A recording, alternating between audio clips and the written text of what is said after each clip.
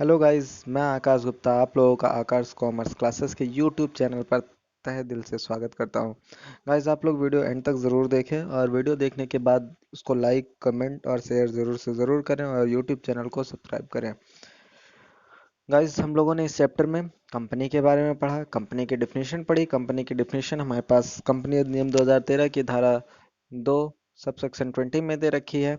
इसके अलावा हम लोगों ने कंपनी के कैरेक्टरिस्टिक पढ़ लिए हैं, कंपनी के सारे कैरेक्टरिस्टिक हो चुके हैं। पिछले क्लास में हमने आपको इसको रिवाइज भी कराया था। इसके अलावा हम लोगों ने कंपनी के प्रकार पढ़े। कंपनी के प्रकार में दो इंपॉर्टेंट कंपनियां आती हैं हमारे पास, एक सार्वजनिक कंपनी, एक निजी कंपनी। सार्वजनिक कंपनी जो हमारे पास दे रखी है वो सेक्शन 2 सबसेक्शन 71 में दे रखी है और निजी कंपनी हमारे पास सेक्शन 2 सबसेक्शन 68 में दे रखी है। सार्वजनिक कंपनी में न्यूनतम मेंबर्स की संख्या यानी मिनिमम मिनिमम मेंबर्स की संख्या 7 होती है और मैक्सिमम मेंबर्स की संख्या अनलिमिटेड होती है। जबकि निजी कंपनियों में मिनिमम 2 और मैक्सिमम 200 होती है। निजी कंपनियों में एक प्रकार और आता है, वन पर्सन कंपनी, जिसमें एक ही व्यक्ति सदस्य होता है, जिसकी डिफिनीशन सेक्शन 2 सबसेक्शन 62 में दे रखी है। इसके अलावा हम लोगों ने पिछले वीडियो में अंश पूंजी के प्रकार पढ़ा, जिसमें हम लोगों ने देखा था अधिकृत पूंजी। अधिकृत पूंजी को ही हम पंजीकृत पूंजी और नाम मात्र की पूंजी कहते हैं, या इसे अधिकतम पूंजी का भी नाम दिया जाता है। यानी ऑथराइज कैपिटल को हम रजिस्टर्ड कैपिटल, नॉमिनल कैपिटल या मैक्सिमम कैपिटल के नाम से जान सकते हैं। इसके अलावा हमारे पास आता है निर्गमित पूंजी। जो अधिकृत पूंजी होती है, जो ऑथराइज कैपिटल होती है, वो हमारे आरओसी में रजिस्टर्ड होती है, memorandum of association sorry memorandum of association में वो लिखा होता है कैपिटल क्लॉज में। और कंपनी अपने लाइफ में यानी अपने जीवन काल में कभी भी उससे अधिक अपनी पूंजी को बढ़ा नहीं सकते। अगर उसको बढ़ाना होता है तो उसके लिए उसको स्पेशल रेजोल्यूशन पास करना होता है और प्रस्ताव पास करने के पास विशेष प्रस्ताव पास करने के बाद आरओसी को आवेदन देना होता है, एप्लीकेशन देना होता है। फिर आरओसी उसके कैपिटल क्लाउज में परिवर्तन करती है, तब वो जाके अपने अंश पूंजी को परिवर्तित कर सकती है। इसके अलावा हम लोगों ने निर्गमित पूंजी के बारे में पढ़ा था। निर्गमित पूंजी अधिकृत पूंजी का हिस्सा होता है, जिसको हमने पब्लिक में इशू कर दिया हो। पब्लिक में जो भी शेयर इशू कर दिए जाते हैं परचेज करने के उद्देश्य से, वो निर्गमित पूंजी कहलाती है। अनिर्गमित पूंजी, अब अधिकृत पूंजी का दो हिस्सा निकल के आता है, एक तो निर्गमित पूंजी, एक अनिर्गमित पूंजी। अधिकृत पूंजी का वह हिस्सा जो जनता में निर्गमित कर दिया जाता है, जो इशू कर दिया जाता है, वो निर्गमित, और जो बचा हुआ हिस्सा होता है वो अनिर्गमित पूंजी कहलाती है। प्रार्थित पूंजी, अब अगर हमने मान लो हमने 1000 शेयर इशू किया, कोई ज़रूरी नहीं है 1000 के लिए आवेदन हमारे पास आ जाए, ऐसा भी हो सकता है 950 के लिए ही आवेदन आए। तो 950 जो अंशों के लिए आवेदन आया वो हमारे लिए प्रार्थित पूंजी हो गया। और वही अगर उन्होंने 10 रुपए के बदले 10 रुपए पूरे के पूरे हमें दे दिए तो प्रार्थित एवं पूर्णदत्त। बट अगर 10 रुपए का अंश है, उन्होंने हमें 7 रुपए, 8 रुपए, 6 रुपए दिए हैं, तो प्रार्थित लेकिन पूर्णदत्त नहीं, subscribe but not fully paid up capital कहलाएगी। इसके बाद आता है याचित पूंजी। क्योंकि हमने ऑलरेडी बता रखा था पिछले वीडियो में, हम अपने अंशों का पैसा कई किस्तों में ले सकते हैं। नॉर्मली 4 किस्तों में लिया जाता है, पहला तो एप्लीकेशन, अलॉटमेंट, फर्स्ट कॉल और सेकंड कॉल। अगर हम 4 किस्तों में ले रहे हैं तो ऐसा ज़रूरी नहीं है at the end of the year, जब भी हम अपनी बैलेंस शीट या फिर अपना फाइनेंशियल स्टेटमेंट बनाते हैं, तो ऐसा ज़रूरी नहीं है कि हमने वो सारा का सारा पैसा उनसे ले लिया हो। ऐसा भी हो सकता है कि हमने अभी तक 3 ही कॉल कर रखी हो, तो लास्ट कॉल हमने कॉल नहीं मांगी होगी, पैसा नहीं मांगा होगा, तो जितना भी पैसा हमने मांगा है वो कहलाती है याचित पूंजी, कॉल्ड अप कैपिटल। और मान लो हमने 8 रुपए मांगा है, तो ऐसा ज़रूरी नहीं है सभी शेयर होल्डर्स हमें वो पेमेंट कर दें। ऐसा भी हो सकता है कि उसमें से किसी शेयर होल्डर ने 6 रुपए पेमेंट किया हो, किसी ने 5 ही किया हो। तो जितना उन्होंने हमें पेमेंट कर दिया है वो कहलाती है चुकता पूंजी। संचित पूंजी, अब जितना हमने इशू किया था, जितना हमने निर्गमित किया था, जितने के लिए आवेदन हमारे पास आ गया था, प्रार्थित पूंजी जितनी हो चुकी थी, प्रार्थित पूंजी में हमने क्या किया, याचना किया यानी कॉल किया सिर्फ 8 रुपए का, और 2 रुपए हमने भविष्य के लिए बचा के रख लिया। भविष्य यानी कंपनी के लिक्विडेशन के टाइम के लिए हमने पैसे बचा के रख लिया। अब जब लिक्विडेशन के टाइम के लिए हमने पैसे बचा के रख लिया तो वो संचित पूंजी कहलाती है, रिजर्व कैपिटल कहलाती है। इसके अलावा हम लोगों ने संचित पूंजी और पूंजी संचय में अंतर भी देखा था। पूंजी संचय क्या होता है, जो हम पूंजीगत लाभों से अर्न करते हैं।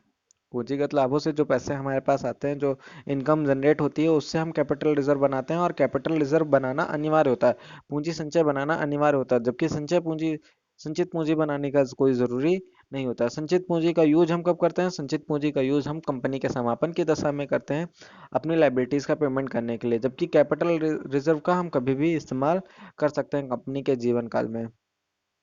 इसके अलावा हम लोगों ने बैलेंस शीट की बात की थी। बैलेंस शीट एक इम्पॉर्टेंट टॉपिक है। इम्पोर्टेंट क्या, बहुत ज़्यादा इम्पोर्टेंट टॉपिक है। जिस तो ये इम्पोर्टेंट टॉपिक के लिए हमने बताया था कि ये बैलेंस शीट और प्रॉफिट एंड लॉस का मैं एक अलग से वीडियो आप लोगों को डाल दूंगा। इसके अलावा अगर हम बात करें basic documents of a company, main documents क्या क्या होते हैं कंपनी के। सबसे पहला डॉक्यूमेंट हम देखते हैं यहाँ पे पार्षद सीमा नियम। पार्षद सीमा नियम क्या होता है? मेमोरेंडम ऑफ एसोसिएशन, इसको हम स्मारक पत्र या स्मृति पत्र भी कहते हैं। पार्षद सीमा नियम कंपनी का प्रारंभिक बहुत ही महत्वपूर्ण अनिवार्य और वैधानिक प्रलेख या चार्टर है। इम्पोर्टेंट भी है, अनिवार्य भी होता है, बनाना ही बनाना है। जैसे पार्टनरशिप में हम लोगों ने देख रखा था, पार्टनरशिप डीड होती थी, एक मुख्य प्रलेख होती थी, बट जरूरी नहीं होता था कि हमें बनाना ही बनाना होता था। परंतु कंपनी के केस में कंपनी के केस में हमें मेमोरेंडम ऑफ एसोसिएशन पार्षद सीमा नियम बनाना ही बनाना है। अनिवार्य और वैधानिक प्रलेख या चार्टर है। इसके आधार पर कंपनी का समामेलन होता है, और जब ये हमारे पास बन के तैयार हो जाता है तो इसी के आधार पर हम कंपनी को इनकॉर्पोरेट करते हैं, कंपनी को बनाते हैं। यह कंपनी के अधिकारों, कार्यक्षेत्रों और सीमाओं को परिभाषित परिभाषित करता है। कंपनी के क्या क्या अधिकार होंगे, कंपनी किस किस कार्य को करेगी, कंपनी की सीमा क्या होगी, क्या बाधाएं क्या होंगी, क्या लिमिटेशन क्या होंगी, क्या उसकी कमियां क्या होंगी, ये सारी चीज़ें का उल्लेख हमारे पास मेमोरेंडम ऑफ एसोसिएशन में होता है।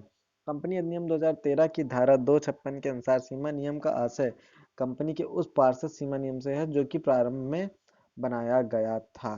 यानी सीमा नियम क्या होता है? वो पार्षद सीमा नियम जो कंपनी के इनकॉर्पोरेट होने से पहले, यानी कंपनी को बनाने से पहले बनाया गया था, या जिसमें पहले के कंपनी नियमों या इस अधिनियम के अनुसार समय समय पर परिवर्तन किए गए। देखो, ऐसा जरूरी नहीं है कंपनी हमारी आज बनी हुई हो। कंपनी हमारी ऐसा भी हो सकता है 1956 के पहले 1950 में बनाई हुई हो। तो अगर कंपनी 1950 में हमने बनाया था, 1956 के बाद हमने 1980 में बनाया, तो क्या हुआ? उस समय जो भी हमारे पास कंपनी अधिनियम अस्तित्व में था, जैसे अगर 1980 में हमने बनाया कंपनी को, तो उस समय अस्तित्व में हमारे पास कौन सा लॉ था? कंपनीज एक्ट 1956, कंपनी अधिनियम 1956 था। तो कंपनी का रजिस्ट्रेशन उसके नियमों के आधार पर किया गया होगा। बट 2013 में क्या हुआ? ये नियम परिवर्तित हो गए। नियम परिवर्तित हुए तो कंपनी को अपना पार्षद सीमा नियम भी परिवर्तित करना पड़ेगा इस नियम के आधार पर। इसके बाद हम लोग पढ़ते हैं पार्षद अंतर नियम।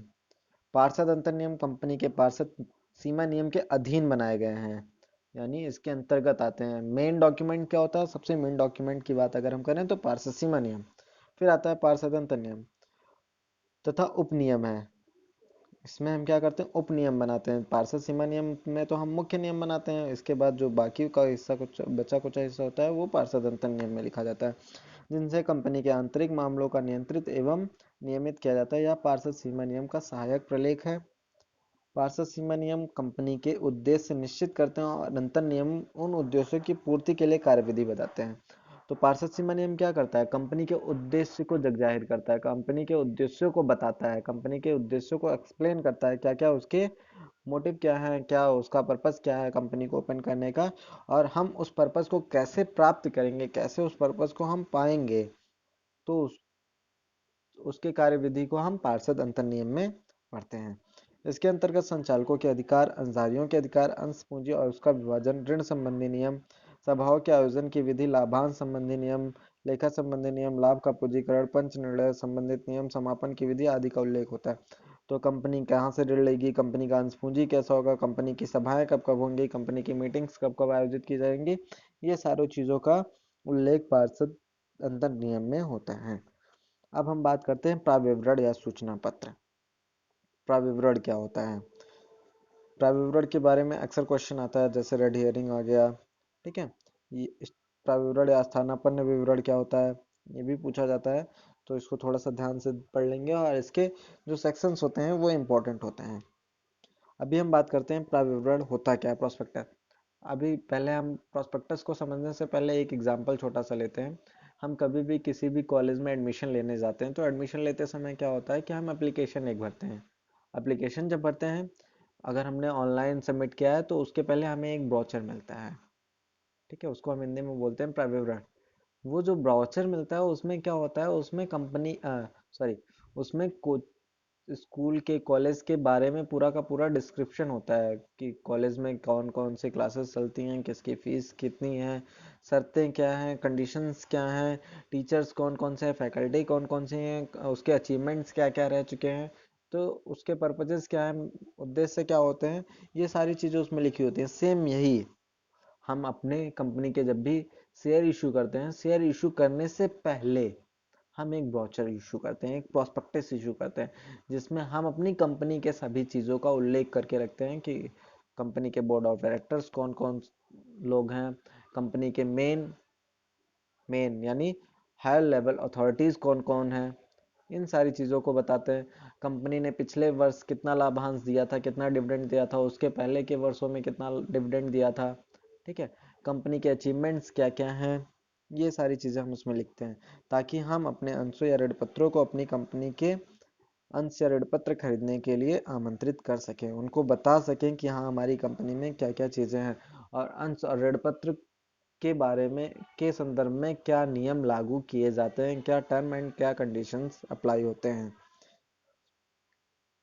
कंपनी अधिनियम 2013 की धारा 270 के अनुसार प्राविवरण से आशय किसी ऐसे दस्तावेज से जिसे प्राविवरण के रूप में वर्णित या निर्गमित किया जाता है, यानी प्राविवरण के रूप में जिसे हम वर्णित या निर्गमित कर सकते हैं वही प्राविवरण कहलाता है। बहुत इजी डिफिनेशन दे रखी है यहाँ पे, जिसमें धारा 32 में, अब देखो रेड हेयरिंग हमारे पास सेक्शन 32 में दे रखा है, प्राविवरण या धारा 32 में संदर्भित सेल्फ प्राविवरण या कोई सूचना, परिपत्र, विज्ञापन या अन्य दस्तावेज शामिल है जिसके द्वारा कोई निगमित निकाय अपनी प्रतिभूतियों के अभिदान या क्रय के लिए जनता को आमंत्रित करती है। एक होमवर्क मैं यहाँ पे दे रहा हूँ आप लोगों को, रेड हेरिंग और सेल्फ प्रोस्पेक्टस, SHELF, ये दोनों होते क्या हैं, एक बार आप लोग देख के कहीं से भी पढ़ के आप मुझे कमेंट करके ज़रूर से ज़रूर बताएंगे। इसके अलावा हम लोग आते हैं चौथा मेन डॉक्यूमेंट्स में, प्राविवरण या स्थानापन्न विवरण।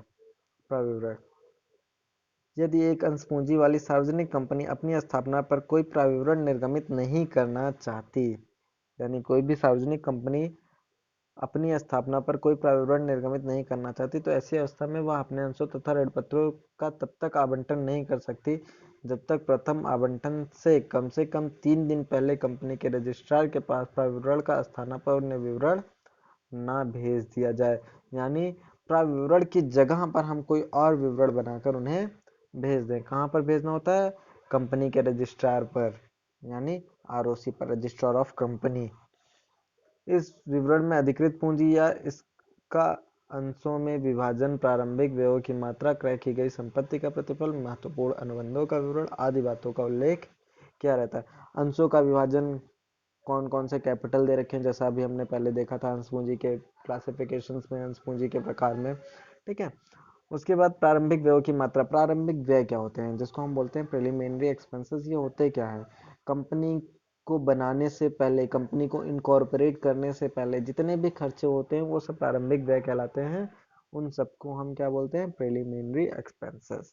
क्रय की गई संपत्ति का प्रतिफल, अगर बाय द वे हम कैश के बदले, कैश के अलावा किसी अन्य संपत्तियों के बदले अंशों का निर्गमन कर रहे हैं, अंशों को इशू कर रहे हैं, तो जो भी हम संपत्ति परचेज कर रहे हैं उस संपत्ति का, उस एसेट्स का वैल्यू क्या होगा, और फिर कुछ महत्वपूर्ण अनुबंधों का विवरण, इन सारी बातों का उल्लेख होता है।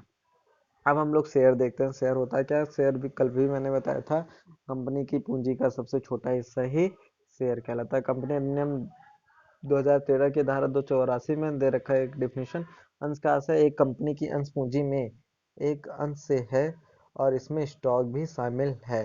अंश एक चल संपत्ति है जो इसके अंशधारी के स्वामित्व का प्रमाण होता है। जो अंश होता है वो एक सर्टिफिकेट तौर में होता है, एक सर्टिफिकेट टाइप का होता है। हम उसे क्या करते हैं? अपने शेयर होल्डर्स को प्रोवाइड कर देते हैं। उनके पास यही एक लिखित प्रमाण होता है कि हाँ वो हमारी कंपनी में अंशधारी हैं, शेयर होल्डर हैं। स्टॉक क्या होता है? अभी हम उसके बारे में थोड़ी देर बाद पढ़ते हैं। अभी हम लोग काइंड्स ऑफ शेयर्स और kinds of share issued by a public company, यानी सार्वजनिक कंपनी किस किस प्रकार के अंशों को निर्गमित कर सकती है, अंशों के प्रकार क्या क्या होते हैं, वो हम लोग यहाँ पे पढ़ेंगे। कंपनी अधिनियम 2013 में इसके प्रकार बता रखे हैं 43 सेक्शन में। सेक्शन 43 में अंशों के प्रकार को बताया गया है। क्या बताया गया है? पहला प्रकार जो बताया गया है वो समतांश बताया गया है। समतांश एक इम्पोर्टेंट होता है, इम्पोर्टेंट शेयर है, और इसके बारे में जानना बहुत ज़्यादा इम्पोर्टेंट है क्योंकि क्वेश्चंस यहाँ से बहुत ज़्यादा आने वाले हैं। अंशों द्वारा सीमित किसी कंपनी की दशा में समता अंश पूंजी वह है जो पूर्वाधिकारी अंश पूंजी नहीं है। यानी कंपनी अधिनियम में देखो बहुत इजी का डिफिनेशन दे रखा हुआ है, वो अंश जो पूर्वाधिकार अंश नहीं है, पूर्वाधिकार अंश पूंजी नहीं, उन्हीं को हम समता अंश पूंजी कहते हैं। तो इसके लिए ये जरूरी होता है कि हमें ये समझना जरूरी है कि पूर्वाधिकारी अंश होते क्या हैं। फिलहाल हम लोग नीचे एक इम्पोर्टेंट लाइन दे रखा है यहाँ पे डार्क में, यानी बोल्ड करके दे रखा है, समता अंशधारी कंपनी के वास्तविक स्वामी होते हैं। अगर कभी भी हमारे पास क्वेश्चन आता है, एमसीक्यू में क्वेश्चन बन के आता है कि वास्तविक स्वामी कंपनी के कौन होते हैं, तो वो समता अंशधारी होते हैं। कभी भी पूर्वाधिकार अंशधारी को हम वास्तविक स्वामी का नाम नहीं दे सकते हैं। अब पूर्वाधिकार अंश क्या होते हैं? पूर्वाधिकार अंश वे अंश होते हैं जिनके अंशधारियों को प्राथमिकता के आधार पर निम्न अधिकार प्राप्त होते हैं। उन्हें समता अंशों से थोड़ा सा ज्यादा अधिकार प्राप्त होते हैं, बट अभी हमने बताया कि समता अंशधारी कंपनी के वास्तविक स्वामी माने जाते हैं। भले ही हम इन्हें ज्यादा अधिकार दे रहे हो, लेकिन स्वामी कौन होता है? स्वामी समता अंशधारी ही होता है। अब पूर्वाधिकार अंशधारी को क्या क्या अधिकार प्राप्त है? पहला तो निश्चित दर पर लाभांश, इनका जो लाभांश का रेट होता है, रेट ऑफ डिविडेंड का जो होता है, वो फिक्स होता है। दूसरा, कंपनी के समापन की दशा में पूंजी वापस प्राप्त करने का अधिकार होता है। ये कंपनी का जब भी समापन होगा तो पूंजी पहले इनको वापस की जाएगी, फिर जो बचेगा वो समतांशधारियों को दिया जाएगा। और एक चीज है यहाँ पे, लाभांश भी इन्हें पहले प्राप्त करने का अधिकार होता है, जबकि समतांशधारियों को लाभांश बाद में दिया जाता है। अभी हम लोग पूर्वाधिकार अंशों के प्रकार पढ़ेंगे। तो सबसे पहला प्रकार आता है संचयी पूर्वाधिकार अंश। इन अंशों को लाभांश पर प्रथम अधिकार के साथ ही लाभांश को संचित करने का भी अधिकार होता है। तो इन अंशों को हम क्या करते हैं? लाभांश पर पहला अधिकार देने के साथ साथ इनके लाभांश को हम संचित कर लेते हैं। यानी अगर किसी वर्ष हमारा लॉस हो गया, हम अपने पूर्वाधिकार अंशधारियों को लाभांश नहीं दे पाए। लाभांश मीन्स क्या होता है? लाभांश मीन्स होता है लाभों में से हिस्सा। क्योंकि लाभों का हिस्सा किसको बांटा जाता है? लाभों का हिस्सा व्यवसाय के स्वामी को बांटा जाता है, ओनर्स बांटते हैं आपस में। तो ओनर कौन होता है? ओनर, कंपनी का ओनर कौन होता है? कंपनी का ओनर शेयर होल्डर्स होते हैं। तो शेयर होल्डर्स दो प्रकार के अभी हमने बताया। एक क्या बताया? एक हमने बताया प्रेफरेंस शेयर्स, एक हमने बताया इक्विटी शेयर्स। अगर वो क्यूमुलेटिव प्रेफरेंस शेयर है, अगर इस वर्ष, इस फाइनेंशियल ईयर में किसी कारणवश लॉस हो गया, कोई भी रीजन हो लॉस होने का, अगर लॉस हो गया है, तो हम उन्हें इस वर्ष का लाभांश यानी इस वर्ष का डिविडेंड नेक्स्ट ईयर प्रोवाइड कराएंगे। और यही इसका जस्ट अपोजिट असंचयी पूर्वाधिकार अंश। अगर हम उन्हें इस साल लाभांश नहीं दे पा रहे हैं, लाभों में हिस्सा नहीं दे पा रहे हैं, तो हम इस साल का हिस्सा उन्हें अगले साल नहीं देंगे। अगले साल हम उन्हें अगले साल का हिस्सा देंगे। जबकि संचयी पूर्वाधिकार अंश में क्या था? हम इस साल का भी हिस्सा और अगले साल का भी हिस्सा दोनों मिला के दे सकते थे, अगर इस साल हम उन्हें प्रॉफिट नहीं दे रहे हैं तो। इसके बाद आता है परिवर्तनशील पूर्वाधिकार अंश। परिवर्तनशील पूर्वाधिकार अंश क्या होते हैं? इनको एक निश्चित टाइम ऑफ पीरियड दिया जाता है और एक निश्चित टाइम ऑफ पीरियड के बाद हम इन्हें समता अंशों में परिवर्तित कर देते हैं। फिर आता है अपरिवर्तनशील पूर्वाधिकार अंश। इन्हें अपने जीवन काल में कभी भी परिवर्तित नहीं किया जा सकता, समता अंशधारियों में परिवर्तित नहीं किया जा सकता, इनका सिर्फ और सिर्फ शोधन हो सकता है। फिर आता है शोध्य पूर्वाधिकार अंश। शोध्य पूर्वाधिकार अंश मीन्स क्या होता है? इनका हम एक निश्चित अवधि के बाद इनका शोधन कर देते हैं, इनका पैसा इनको वापस कर देते हैं और अपनी जो भी हमारे बीच में जो भी एग्रीमेंट हुआ था वो सब हम यहाँ पे समाप्त कर देते हैं। और फिर हम देखते हैं अशोध पूर्वाधिकार अंश। अशोध पूर्वाधिकार अंश क्या होता है? अशोध पूर्वाधिकार अंश, इन अंशों का भुगतान कंपनी के समापन पर ही किया जाता है। यानी जब भी कंपनी समाप्त होगी, जब भी कंपनी बंद होगी, तभी किया जाएगा और इन्हें सिर्फ और सिर्फ लाभांश पाने का ही पूर्वाधिकार होता है। अतिरिक्त लाभ सहित पूर्वाधिकार अंश। अतिरिक्त लाभ सहित पूर्वाधिकार अंश मीन्स कभी कभी क्या होता है कि हमारे पास प्रॉफिट इतना ज़्यादा हो जाता है कि हम प्रेफरेंस शेयर्स को देने के बाद कुछ हिस्सा इक्विटी शेयर्स को देते हैं, उसके बाद भी हमारे पास प्रॉफिट बच जाता है, तो हम इन्हें लाभ के साथ साथ ही, क्योंकि अभी हमने बताया था प्रेफरेंस शेयर्स पे डिविडेंड क्या होता है? फिक्स्ड होता है, फिक्स्ड रेट होता है। फिक्स्ड रेट के अलावा भी हम कुछ सरप्लस दे देते हैं तो इन्हीं को हम बोलते हैं अतिरिक्त लाभ सहित यानी पार्टिसिपेटिंग प्रेफरेंस शेयर्स। और अतिरिक्त लाभ रहित नॉन पार्टिसिपेटिंग, इन्हें कोई भी अतिरिक्त लाभ कभी भी नहीं दिया जाता है। यह उल्लेखनीय है कि कंपनी अधिनियम की व्यवस्थाओं के अनुसार भारत में केवल शोध पूर्वाधिकारी अंश ही निर्गमित करते हैं। तो भारत में किस प्रकार के अंशधारी निर्गमित किए जाते हैं? शोध पूर्वाधिकारी अंश। 1 नंबर का क्वेश्चन एमसीक्यू में। इसके अलावा अगर हम बात करें समता और पूर्वाधिकार अंशों में अंतर की, समता और पूर्वाधिकार अंशों में अंतर क्या क्या होता है?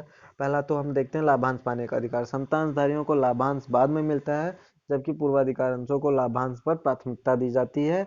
उन्हें लाभांश पहले प्रोवाइड कराया जाता है समता अंशों से पहले।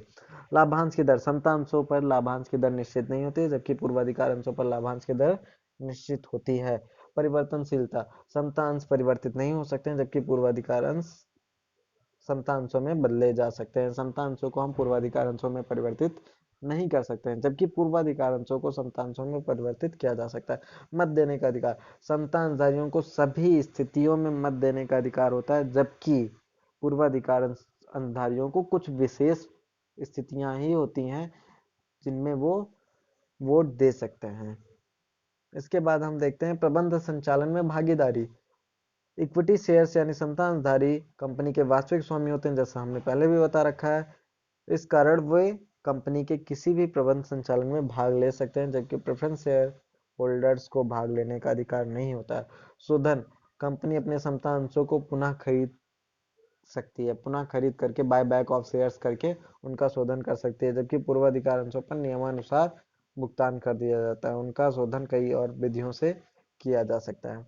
लाभांश का संचय, समता अंशों पर लाभांश वर्ष प्रति वर्ष दिया जाएगा, यानी इस साल अगर प्रॉफिट होगा तो ही दिया जाएगा, अदरवाइज उन्हें उनका लाभ का संचय नहीं किया जा सकता है। जबकि पूर्वाधिकार अंशों के केस में संचयी पूर्वाधिकार अंश क्यूमुलेटिव प्रेफरेंस शेयर होल्डर्स अगर होते हैं तो उनके लाभों का संचय बना के रख लिया जाता है। अगर इस साल हम किसी कारणवश नहीं दे पा रहे हैं लाभांश, तो हम नेक्स्ट ईयर उन्हें लाभांश दे देते हैं। फिर आता है पूंजी की वापसी। कंपनी के समापन की स्थिति में पूर्वाधिकार अंशों को भुगतान देने के बाद इसका भुगतान वापस नहीं किया जाता है, यानी इसका भुगतान किया जा सकता है। यानी कंपनी के समापन की दशा में अगर हमारे पास पूर्वाधिकार अंशों के बाद कुछ पैसा बचता है तो ही हम इक्विटी शेयर होल्डर्स को देंगे, जबकि अगर हम प्रेफरेंस शेयर्स की बात करें तो इन्हें प्राथमिकता दी जाती है, इन्हें समता अंशों से पहले भुगतान किया जाता है।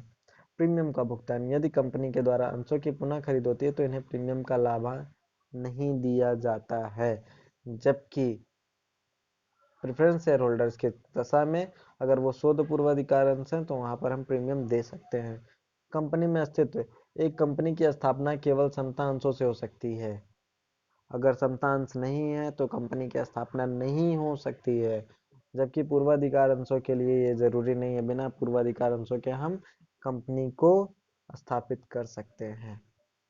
अब हम बात करते हैं स्टॉक। स्टॉक क्या होता है? जब कंपनी को स्कंद के अंशों पर पूरा भुगतान प्राप्त हो जाए तब उन्हें स्कंद में बदला जा सकता है। ये कंपनी के ऊपर डिपेंड करता है, अंशधारियों के ऊपर डिपेंड करता है कि वो स्टॉक में परिवर्तित होना चाहते हैं या करना चाहते हैं या नहीं। अतः स्कंद का आशय चुकता अंशों की एकत्रित रकम से है, जिसके बाद में से किसी भी रकम के छोटे छोटे टुकड़ों में बांटा जा सकता है ताकि अंश को किसी भी रकम में हस्तांतरित किया जा सके।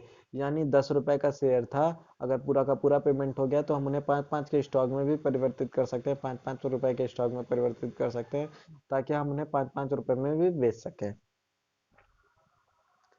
अगर हम बात करें विशेषताओं की तो कोई कंपनी प्रारंभ में स्कंद का निर्गमन नहीं कर सकती है। स्कंद का निर्गमन नहीं कर सकती है क्योंकि हम अंशों को ही स्कंद में परिवर्तित करते हैं, जो पूर्णदत्त अंश होते हैं उन्हीं को ही हम स्कंद में यानी स्टॉक में परिवर्तित करते हैं। केवल पूर्णदत्त अंशों को स्कंद में बदला जा सकता है, अगर वो पूर्णदत्त नहीं है तो हम उसको नहीं बदल सकते हैं। अगर बदल रहे हैं तो वॉइड माना जाएगा, ऐसा अग्रीमेंट शून्य हो जाएगा। ऐसे परिवर्तन के लिए अंतर नियमों द्वारा अधिकार प्राप्त होते हैं। अगर ऐसे परिवर्तन करने हैं तो हमें अंतर नियम से अधिकार लेने पड़ेंगे। इस पर क्रम संख्या डालने की आवश्यकता नहीं होती है, क्योंकि शेयर्स का जो सर्टिफिकेट होता है उस पर क्रम संख्या डाला जाना चाहिए, अनिवार्य होता है, जबकि स्टॉक के केस में क्रम संख्या डालने की कोई ज़रूरत नहीं होती है। इसे समान भागों में विभाजित करने की भी आवश्यकता नहीं होती है, इसे किसी भी राशि के टुकड़ों में विभाजित किया जा सकता है। जैसे 10 रुपए का शेयर था, 3-3-4 करके भी हम बांट सकते हैं 3 हिस्सों में, 2-2 और 6 करके भी बांट सकते हैं 3 हिस्सों में, 2 2 करके 5 हिस्सों में भी बांट सकते हैं, 5 5 करके 2 हिस्सों में भी बांट सकते हैं, कोई इसमें रोक टोक नहीं है। अंश और स्कंध में अंतर अगर हम देखें यहाँ पे, तो अंशों का एक अंकित मूल्य होता है जबकि स्टॉक का नहीं होता है। पूर्णदत्त होना, अंश का पूर्णदत्त होना आवश्यक नहीं है जबकि स्कंध का पूर्णदत्त होना बहुत ज्यादा इंपॉर्टेंट है। हस्तांतरण, अंशों का हस्तांतरण केवल पूर्ण मूल्य पर ही होता है जबकि स्कंध का हस्तांतरण हम किसी भी मूल्य में टुकड़ों में भी कर सकते हैं। निश्चित संख्या का होना, प्रत्येक अंश की एक निश्चित संख्या होती है जबकि स्कंध का कोई निश्चित संख्या नहीं होता। सदस्यता, अंशधारी कंपनी का सदस्य होता है लेकिन स्कंद का जरूरी नहीं है, हो सकता भी है नहीं भी हो सकता है। रजिस्टर्ड होना, अंश हमेशा हमेशा पंजीकृत होते हैं, रजिस्टर्ड होते हैं जबकि स्टॉक का कोई जरूरी नहीं है कि वो रजिस्टर्ड ही हो। निर्गमन, कंपनी के समामेलन के पश्चात ही अंशों का निर्गमन किया जा सकता है। कंपनी का जब भी समामेलन होगा तो ही हम अंशों का निर्गमन कर सकते हैं। स्टॉक के केस में कम इसका निर्गमन चुकता अंशों के मिश्रण से ही संभव है, प्रत्यक्ष रूप से स्कंध निर्गमित नहीं किया जा सकता है। कोई तरीका नहीं होता कि हम प्रत्यक्ष रूप से डायरेक्टली स्कंद को निर्गमित कर दें।